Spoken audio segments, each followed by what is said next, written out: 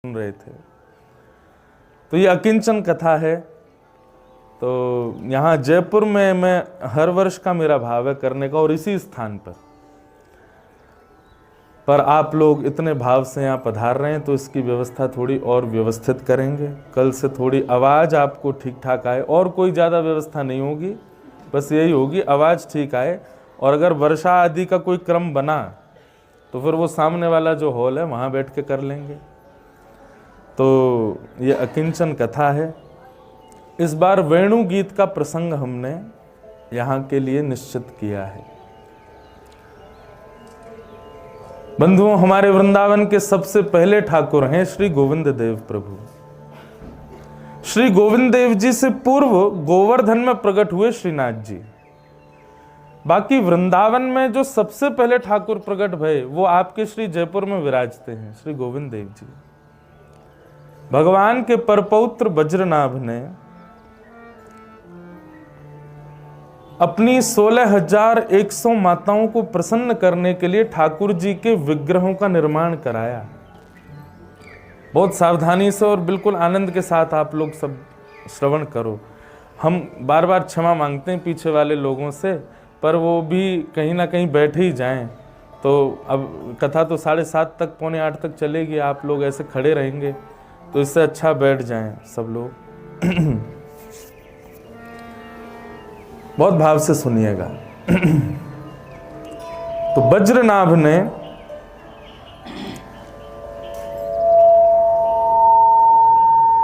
सोलह 16,100 कृष्ण पटरानियों को सुख पहुंचाने के लिए, उनकी प्रसन्नता के लिए भगवान जिस शिला पर प्रकट हुए कंस के कारागृह में, मथुरा में जिस जेल में, जिस कारागृह में भगवान का प्रादुर्भाव हुआ, उसी शिला से वज्रनाभ ने ठाकुर जी के विग्रहों का निर्माण कराया। और सबसे पहले निर्माण सांडिल्य मुनि बताते थे, ऐसा रूप है ठाकुर जी का, ऐसे उनके हाथ हैं, ऐसे उनके चरण हैं, ऐसे उनके नेत्र हैं, और वज्रनाभ निर्माण कराते थे। और उसी निर्माण के भाव से प्रथम ठाकुर जो प्रकट हुए वो थे श्री गोविंद देव प्रभु। ऐसा वर्णन आता है कि जब गोविंद देव जी का रूप प्रकट हुआ तो जितनी भी कृष्ण पटरानियां थीं, उन्होंने गोविंद देव जी के रूप को देखते ही घूंघट कर लिया। क्यों? बोले गोविंद देव जी के रूप को देखते ही कृष्ण पटरानियां बोली, वज्रनाभ तुम्हारे पर बाबा जो थे ना वो बिल्कुल ऐसे ही दिखते थे, उनका मुख ऐसा ही था, उनके हस्तकमल ऐसे ही थे, उनके चरण कमल ऐसे ही थे। तो ऐसे श्री गोविंद देव जी प्रथम निर्मित हुए।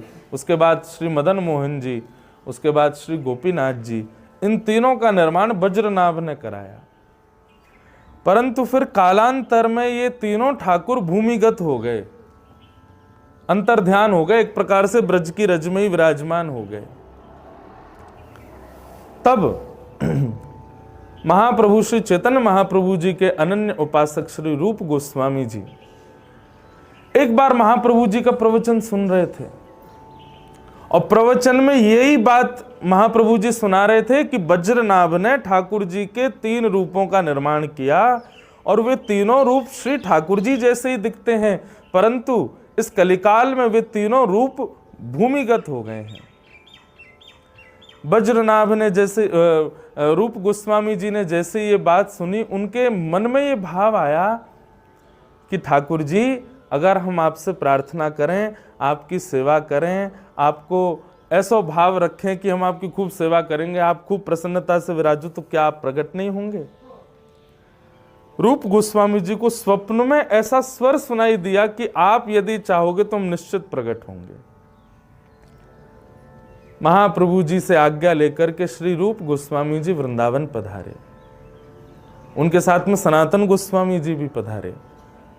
सनातन गोस्वामी जी मथुरा में विराजते थे, रूप गोस्वामी वृंदावन में विराजते थे। और वृंदावन में रहकर के खूब भजन किया, खूब भजन किया। केवल किस भाव से? कि ठाकुर जी आपके प्रत्यक्ष रूप को देखने की सामर्थ्य मुझ में नहीं है, पर आपके जैसे रूप जो वृंदावन में भूमिगत हैं उनको तो मैं देख सकता हूं ना। तो केवल उसी के लिए उन्होंने भजन किया, खूब नाम जप किया। नाम जप करते करते करते करते करते करते बंधुओं, एक दिन श्री रूप गोस्वामी जी इतने भाव विह्वल हो गए, इतना रुदन करने लगे और मन में विचार करने लगे, निश्चित ही मेरे भजन में कोई दुविधा है, मेरे भजन में कोई त्रुटि है। मैं इतना भी नहीं कर पा रहा कि मैं ठाकुर जी के उस अंश रूप का दर्शन कर सकूं। ये व्याकुलता जब श्री रूप गोस्वामी जी के चित्त को सताने लगी, तभी उनके चित्त में नन्हा सा एक स्वरूप, त्रिभंग लली ठाकुर जी, बड़े बड़े नेत्र। और एक विशेषता बताएं गोविंद देव जी की, गोविंद देव जी के कान ऐसे हैं आगे की तरफ, मतलब एकमात्र ऐसे ठाकुर हैं जो स्वयं सिद्ध करके बैठे कि मैं श्रोता हूं, मैं सुनवे के काजे बैठा हूं। ऐसे कान हैं उनके आगे की तरफ। अभी गौर से देखना, कभी शयन आरती में या मंगला आरती में श्री गोविंद देव जी के कान स्पष्ट दिखाई देते हैं, मानो अपने कानन को आगे करके बैठे हैं कि जो आके मुंह को कुछ अच्छा। ये आर्त सुनने के लिए नहीं बैठे। ये मत सोचियो कि अपनी दुविधा बताओ, अपनी विडंबनाएं बताओ, अपने ये सब बताओ उनको सुन, नहीं। ये तो रसिकन की वाणी सुनवे को बैठे हैं, आपको भजन सुनवे को बैठे हैं, आपके भाव सुनवे को बैठे हैं। यहाँ कितने सारे बालक ऐसे हैं जिन्होंने तीनों कथाएं सुनी है। यहाँ ये एक बैठो है और एक वो बैठी हैं, एक बालक ही है। ये बालक कहाँ है हमारे हैं एक और 2-3 बालक और मुझे दिखाई नहीं दे रहे, वो सब यहीं बैठे हैं। ये लोग नित्य जाते हैं और नित्य गोविंद देव जी को भक्तमाल सुनाते हैं। नित्य एक भक्त का चरित्र, रोंगटे खड़े होने लगे, नेत्रों से अश्रुपात होने लगा और मुख से गोविंद गोविंद गोविंद नाम ध्वनि प्रकट होने लगी। और वही स्वरूप रूप गोस्वामी जी से बोले, बाबा तू यहां बैठो है, मैं तेरी प्रतीक्षा कर रहा हूं। रूप गोस्वामी जी ने पूछा, कहां है भगवान? बोले पासी में जो गोमा टीला है ना, मां देखियो वह गोमा टीला पे एक पर्वत खंड है, वह पर्वत खंड पे गैया जावे और गैया जाके रोज एक स्थान पे जाके अपने थन से अनायासी दुग्ध की धार बहावे। वो जहां दुग्ध की धार बहावे वहीं मैं बैठा हूं। आहा, वो मोहिनी सूरत, वो सुंदर रूप देख करके श्री रूप गोस्वामी जी को पहले तो चेतना ही नहीं हुई। पहले तो मैं कहा करता हूं बंधुओं कथा में एक बात,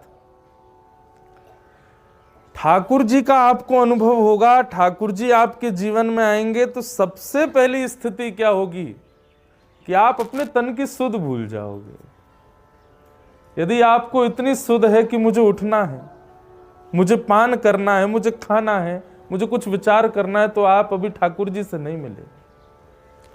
ठाकुर जी का किंचित भी अनुभव यदि होगा तो सबसे पहले आप तन शुद्ध भूल जाओगे, आपको देह शुद्ध नहीं होगी। ठाकुर जी का अनुभव होगा तो आपको समय का पता नहीं चलेगा, कब कब में समय निकल जाएगा। ठाकुर जी का अनुभव होगा तो शारीरिक इंद्रियों की जो जो व्यवस्थाएं और जो जो अवस्थाएं स्थिति होती हैं उनका विचार आपके चिंतन में नहीं आएगा। आप अजीब सी स्थिति में चले जाओगे। मैं कोई निंदा नहीं कर रहा हूं, मुझे बहुत प्रिय है वो भजन, राम आएंगे तो अंगना सजाऊंगी, राम आएंगे तो दीप जलाऊंगी, राम आएंगे तो भोग लगाऊंगी। पर मैं कहूं तो राम आएंगे तो आप कुछ भी नहीं कर पाओगे, तब समझो कि राम आए हैं। स्थिति सुनी विदुरानी की, जो अस्त व्यस्त वस्त्र में है, जिसको ये भी भान नहीं कि मुझे कुछ धारण करना है, जिसको ये भी भान नहीं कि ठाकुर जी आए मैं पाटा तो सीधा रखूं, जिसको ये भी भान नहीं कि मैं ठाकुर जी को छिलका खिला रही हूं कि गुठली, ठाकुर जी को फल खिला रही हूं कि छिलका। ऐसी स्थिति आ जाएगी जब ठाकुर जी आएंगे। और एक बात निश्चित है बंधुओं, ठाकुर जी यदि आपको दर्शन देने का मन बनाएंगे तो सबसे पहले स्वप्न में दर्शन होगा। प्रत्यक्ष ठाकुर जी सीधे आपके सन्मुख आ जाएं ऐसा नहीं है। 3 सीढ़ियां हैं। सबसे पहली सीढ़ी है स्वप्न में ठाकुर जी का अनुभव होगा। या तो ठाकुर जी दिखेंगे, या ठाकुर जी का धाम दिखेगा, या ठाकुर जी का चिंतन और ठाकुर जी की उपासना, ठाकुर जी की रसलीला गाने वाले वैष्णव दिखेंगे। और अशोभनीय रूप में नहीं दिखेंगे, शुभ रूप में दिखेंगे। नृत्य करते हुए दिखेंगे, कीर्तन गाते हुए दिखेंगे, कथा सुनाते हुए दिखेंगे वैष्णव। धाम का दर्शन स्वच्छ रूप में होगा, और या फिर स्वप्न में ठाकुर जी की अनुभूति होगी। तो ये प्रथम सीढ़ी है। ठाकुर जी यदि मिलने का मन बनाएंगे, सबसे पहले स्वप्न में आएंगे। ठाकुर जी यदि मिलने का मन बनाएंगे तो दूसरी स्थिति क्या होगी? अनुभूति। जैसे अभी हवा स्पर्श कर रही है हमारे तन को, ऐसे कहीं ना कहीं ऐसी अनुभूति होगी कि ठाकुर जी हैं। मैं कहता हूं कथाओं में, फिर इत्र की सुगंधी आने पर यह नहीं लगेगा कि कोई फ्रेग्रेंस की दुकान पास में, यह लगेगा कि श्याम सुंदर तो नहीं घूम रहे हैं। मोर पंख देखकर के ये नहीं लगेगा कि मोर होगा पास में, बल्कि ऐसी भावना आएगी कि कहीं श्याम सुंदर तो नहीं गुजर के गए। कहीं चंदन छिड़का हुआ दिख जाए तो यह भाव नहीं होगा कि किसी ने चंदन छिड़का है, बल्कि यह भाव आएगा श्री कृष्ण के चरणों में लगा हुआ कुमकुम ही तो नहीं है। ऐसी अनुभूतियां, जैसे कई बार आप बादल देखते हैं तो बादलों में आकृति दिखाई देती है, पर ठाकुर जी जिससे मिलने का मन बनाएंगे उसको पहले स्वप्न में ठाकुर जी दिखेंगे, दूसरे में ऐसे अनुभव होंगे उसको बादलों में आकृति भी ऐसी दिखेगी कि ये तो श्याम सुंदर है। कई बार मार्बल में सुंदर सुंदर आकृति बनी रहती, तो मार्बल में भी वो देखेगा तो इसको लगेगा नहीं श्याम सुंदर है। वो वृक्ष की आकृति देखेगा तो वहां भी श्याम सुंदर है। उसको जगह जगह अनुभूति होने लगेगी। अरे कहां तक कहें, वो मानवों को भी देखेगा ना, तो मानवों में भी कहीं ना कहीं लक्षण श्याम सुंदर के दिखेंगे। कोई सामान्य तिलक लगा करके, सामान्य केवल वैष्णव भेष धारण करके भी आ जाएगा ना, तो आपको लगेगा श्याम सुंदर ऐसे दिखते होंगे। ऐसी स्थिति हो जाएगी। तो प्रथम ठाकुर जी यदि मिलने का मन बनाएंगे तो स्वप्न में मिलेंगे।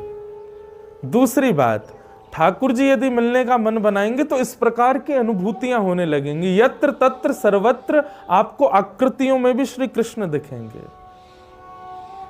और तीसरा, ठाकुर जी मिलने का मन बनाएंगे तो फिर ये विचार नहीं करेंगे कि आप कहां हो, किस भाव में हो, कैसे हो। वे सन्मुख आकर के आपको प्रत्यक्ष दर्शन देंगे। स्वप्न दर्शन, अनुभूति दर्शन और प्रत्यक्ष दर्शन, ये 3 विधा है। किसी भी भक्त का चरित्र देख लो, भक्तिमती मीराबाई हो, भक्तिमती करमती बाई हो, हमारे गोस्वामी श्री गोस्वामी तुलसीदास जी हों, सूरदास जी हों, सबको पहले अनुभव ही हुआ है, अनुभूति में ही दिखा है कि ठाकुर जी हैं, फिर प्रत्यक्ष दिखे। तो श्री रूप गोस्वामी जी के चित्त में जो स्वरूप आया, उसने कहा मैं गोमा टीला में बैठा हूं, और वह गोमा टीला में जहां गैया जाकर के अपनो अनायास दुग्ध बहावे, वहीं ते मेरो स्वरूप निकालो। रूप गोस्वामी दौड़ करके गए, गोमा टीला के ऊपर जाकर के देखा, तभी एक वेद लक्षणा गौ माता आई, और गौ माता एक शिखर के ऊपर जाके खड़ी हुई, और अनायास ही बिना किसी के हाथ लगाए ही उसके थनों से दुग्ध प्रवाह होने लगा। रूप गोस्वामी जी ने जाकर के प्रणाम किया, पुष्प अर्पित किए, प्रणाम वंदन करके जैसे ही वहां के उस भाव को, जो मिट्टी आदि थी, उसको थोड़ा विलग किया, तभी प्रकट भय हमारे श्री गोविंद देव प्रभु। श्री राधा गोविंद देव प्रभु की। सब सुख